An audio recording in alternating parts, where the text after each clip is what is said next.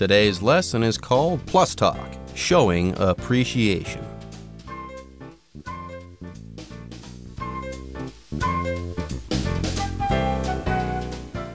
Hello, everyone. My name is Jeff. I'm Roger. Today we're going to continue talking about different scenarios in which you can express appreciation, in which you can show appreciation to another person. Now, remember last time we talked about showing appreciation to a friend. Tiffany was showing appreciation to her friend Roy for helping her move because he's a big, strong guy. So she sent him a pizza. She gave him a pizza so he could eat it while watching a basketball game. And then we have Summer and Tiffany. Summer is the new kid in the office, and Tiffany has been happy to show her the ropes to help her get the hang of things. So Summer was saying thank you for all her help. Wow, and the connections here, they're going to start to pile up. Yes, we've got Tiffany, we've got Roy, and we've got Summer. We know that Tiffany knows Roy, and we know that Tiffany knows Summer, but soon we're going to find out that Summer knows Roy as well. How about that? Anyways, yes, during the first part of our lesson, we showed appreciation to friends and to coworkers. Today, we'll be covering appreciations to teachers and to strangers as well. Yes, I know that sounds strange, but sometimes strangers can actually come to your aid. You don't always need to think of strangers as being dangerous people or anything like that. No. Sometimes you do need to show appreciation to people that you don't know, these strangers, because they can help you out. Anyways, folks, with that, it's time for us to take a short break, but when we come back, we'll be showing appreciation to a teacher. 3. To a teacher. Summer is a student in Roy's math class. She knocks on his door one day during his office hours. Hi, Summer. What can I do for you? Hi, Mr. Cunningham. I wanted to stop by and let you know how much I appreciate all your help this semester. My math grades were horrible up until now. Your patience and detailed explanations have really made a huge difference for me. I'm so pleased to hear that. I also wanted to share my score in the math section of the SAT with you. This time I increased it from 500 to 620. That's great news. Congratulations. 大家好，第一部分我们看到单字 explanation 这个字是名词，指解释、说明。例如 None of the students understood the teacher's explanation. 没有一个学生明白老师的解释，或是 Lisa didn't give us an explanation about why she was going to be late. Lisa 没有给我们一个解释，说明为什么她会迟到。另外补充一个相关片语 explain something away， 表示为辩解，对加以解释，以减轻其严重性，以避免被指责等。举例来说 It's hard for us to explain the problems away and pretend nothing has happened. 我们很难为此问题辩解，并且假装没有发生过。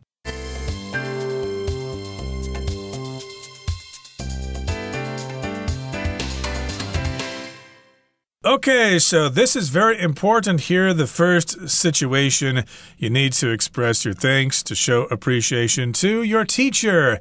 And I've seen this a lot here in good old Taiwan, where at the end of the semester, lots of students give their teacher a big bundle of flowers to show their appreciation. And in this particular case, Roy turns out to be a math instructor. Remember, he was watching a basketball game, so I guess he likes basketball because he likes all the statistics, number of points per game, free throw percentage, and stuff like that. So it only goes without saying here that Roy is a mathematics teacher, and Summer is a student of his. Summer is a student in Roy's math class, and she knocks on his door one day during his office hours. So he's got some office hours in the school, and she politely knocks on the door to see if he's in. There you go. Okay, Roy is a math teacher, and he's got his office hours. Okay, sometimes when you're a math teacher, your students have questions that you're not going to be able to answer during your class time. So maybe you have 1 hour in class and you can't get to everything. So what can your students do? They can visit you when you are in your office. You're not teaching in the classroom. You have your office hours. So you go ahead and you tell your students, okay, these are my office hours, 2 to 4 p.m. on Tuesdays and Thursdays. If you want to come into my office and ask me questions then, you can do so. Anyways, yes, Roy says, hi, Summer.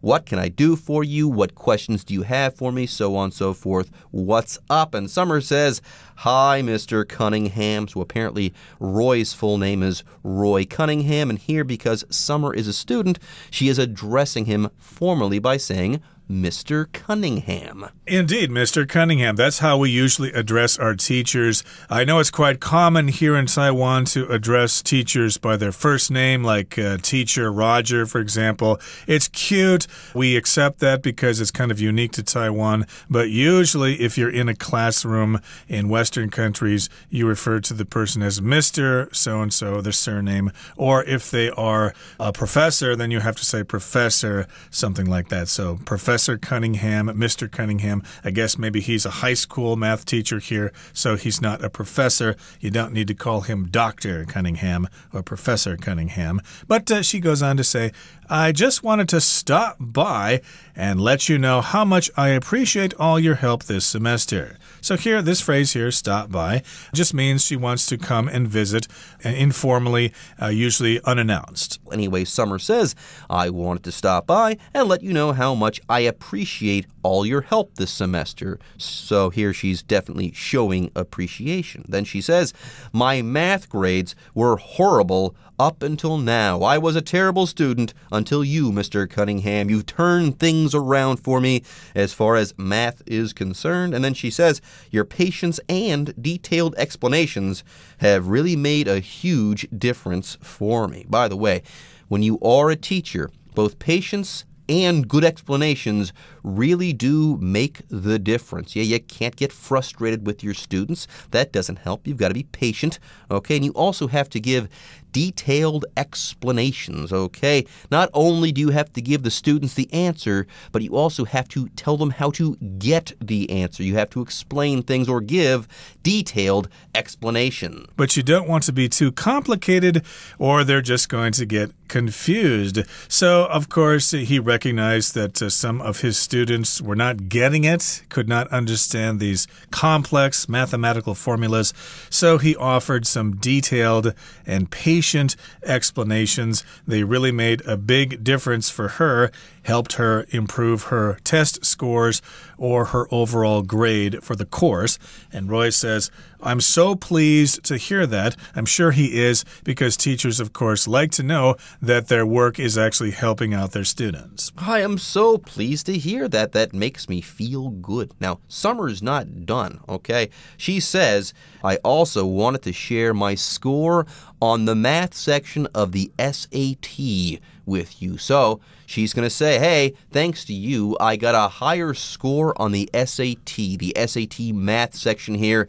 Thank you, Mr. Cunningham. And notice here the phrase is share something with someone else. So she wants to share her score with him. In other words, she wants to let him know what her score was in the math section of the SAT, which is a standardized exam that students need to take if they want to get into university in the U.S. I guess she improved her score, so she wants to share her score with him. Let him know how she did on that test. And she says, this time I increased it, the score, from 500 to 620. I guess that's pretty good. That is pretty good. That's a jump of 120 points. That's quite the improvement.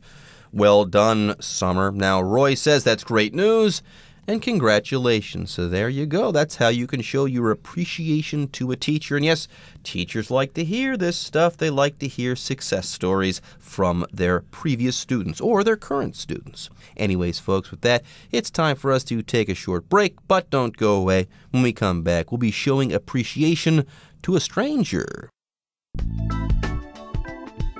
4. To a stranger. Roy is in a hurry at the airport and doesn't notice that he dropped his passport with his ticket tucked inside. Excuse me, sir. I think you dropped your travel documents. Are these yours? Oh my goodness, yes. How was I so careless that I dropped my passport and boarding pass? I can't thank you enough for returning them. I would have missed my flight, and who knows how long of a delay that would have caused. It's my pleasure, sir. I'm glad I could help avert disaster. I hope you have a pleasant trip.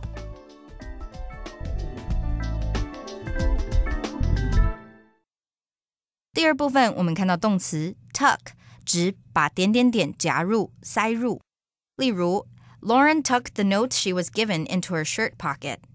Lauren 把别人给她的小钞塞进衣服的口袋里。另外补充一个相关片语 nip and tuck， 其中的 nip 拼作 NIP， 表示整形手术，或是形容两方势均力敌。我们可以说 The aging movie star went to a famous Hollywood plastic surgeon for a nip and tuck. 那位年华老去的电影明星找了一位好莱坞著名的整形医师帮他修整门面，或是 The two teams were nip and tuck until the final seconds of the game. 两组队伍的表现直到竞赛结束的几秒钟前都不相上下。接下来我们看到一个单字 document， 这个字是名词，指文件。举例来说Remember to bring all of the documents with you to the meeting. 记得带所有的文件来参加会议。另外，这个字也可以当动词，指记录，用文件证明。例如 We've documented at least 300 instances of illegal insider trading at your firm. 我们搜证证明贵公司至少有300起非法内线交易的案例。再补充一个相关名词 documentary。documentary, documentary, 指纪录片。我们可以说 Our class watched a documentary about healthy eating yesterday. 我们班昨天看了一部关于健康饮食的纪录片。再来，我们看到动词 avert, 指避免、防止。例如 The legislature passed a budget to avert a government shutdown. 立法机关通过一笔预算，以防止政府破产。另外，这个字除了上面的意思，还可以指转移目光、想法等，把点点点转向别处。举例来说 They averted their thoughts from the tragedy. 他们尽量不去想那场悲剧。或是 I averted my eyes while she entered her password. 她输入密码时，我把目光转向别处。最后，我们看到名词 disaster, 指坏事、灾难。例如If your parents come home early and find out about our party, it's going to be an absolute disaster. 如果你爸妈提早回家发现我们的派对，那肯定会是场大灾难。或是 After the disaster, the people in the village got together to clean up the mess. 灾难过后，村里的人合力收拾残局。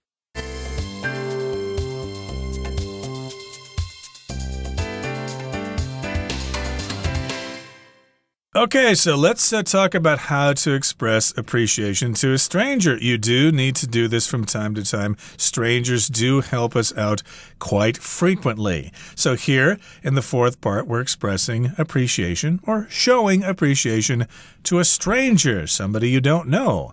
Roy is in a hurry at the airport and doesn't notice that he dropped his passport with his ticket tucked inside. Ooh, that can be a big problem if you show up at customs or at security and they want to see your passport. You're going to go, oh my goodness, I don't have the passport.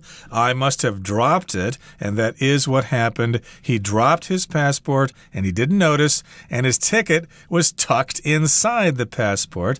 Tuck here just means you kind of stick something inside something else, and it's kind of a tight fit. Now, one more note on this word tuck. Sometimes you put a baby to bed. When you do that, you tuck them in so that they're nice and cozy and snug under their covers. Yes, you can tuck a baby into bed or put a baby to sleep, so to speak. Anyways, Roy just dropped his ticket and his passport together, and thankfully, an airport employee is there to see this. Yep, the airport employee says, "Excuse me, sir," and then Roy turns around and the employee says, "I think you dropped your travel documents. Are these yours?" So, of course, your passport and your boarding pass, your ticket, those are your travel documents, the things that you need in order to travel, especially if you're flying. You don't need such documents if you're taking a bus or a train in Taiwan, but if you're taking a plane somewhere, you've got to have some documents, and documents are basically official things written on paper, like your passport like your boarding pass, like your ticket, etc. Now, you can also have computer documents, okay? Those are files on your computer that you can write in or stuff like that. Like whenever you open up a Microsoft Word document, you're just opening up a file and writing something in that file, so on and so forth. But here, your travel documents, usually those are things like your passport, your itinerary, your tickets, and stuff like that. You don't want to drop them. And yes, here the airport employee kind of saves the day. Oh, I think you dropped your travel documents. Are these yours? And Roy says, oh my goodness, yes, how?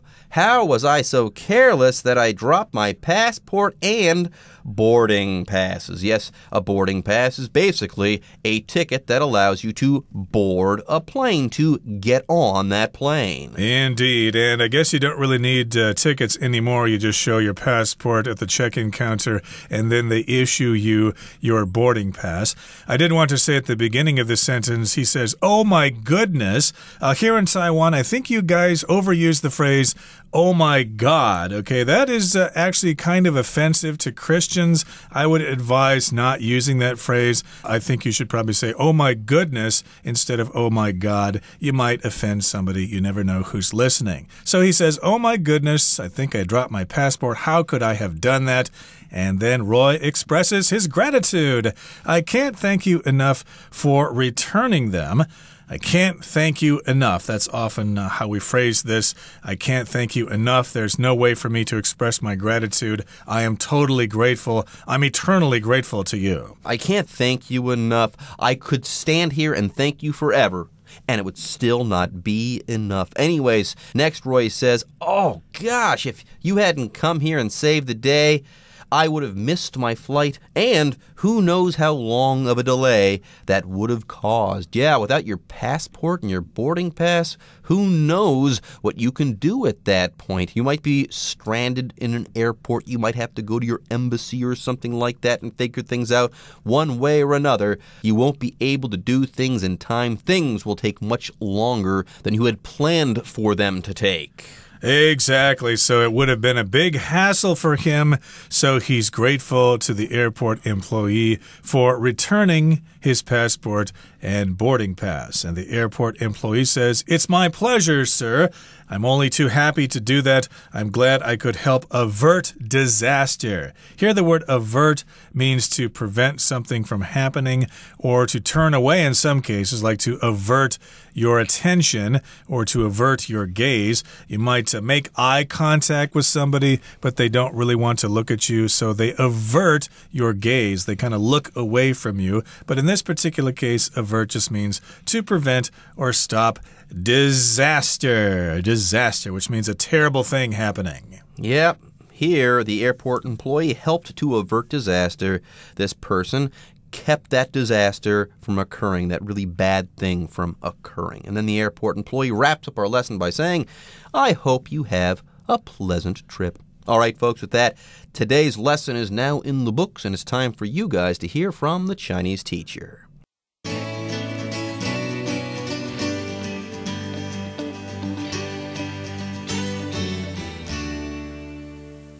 各位同学大家好，我是 Hanny。 我们来看今天的文法重点。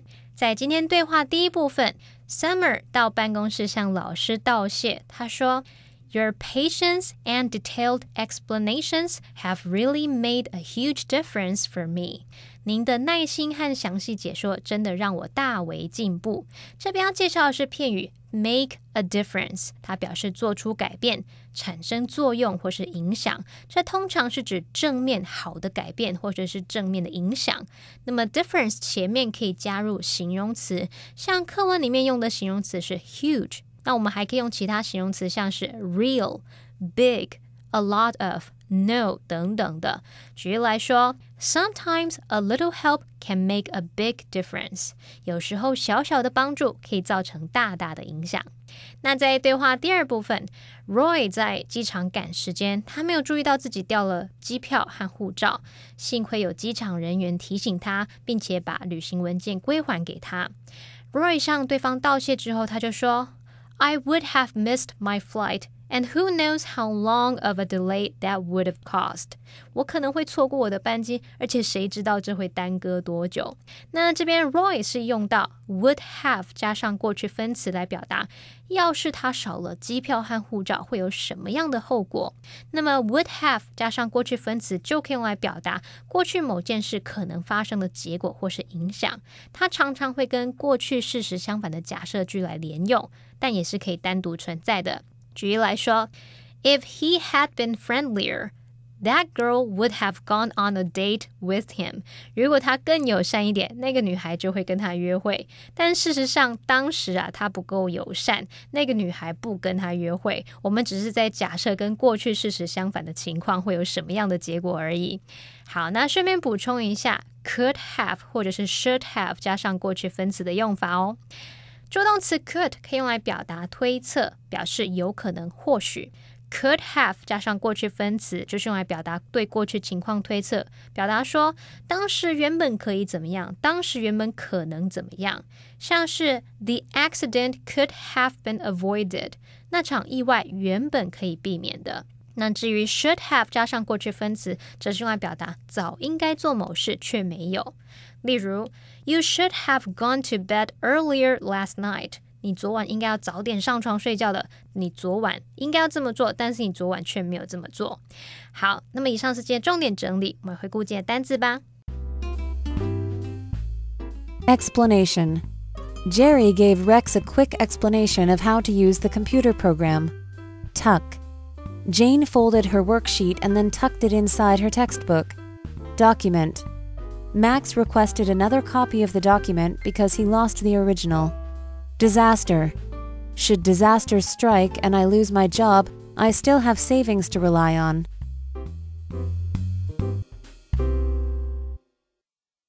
Okay, everyone. With that, today's article is now complete. But, as always, we sure hope that you guys have enjoyed reading along with us. Anyways, I'm Jeff. I am Roger. See you next time.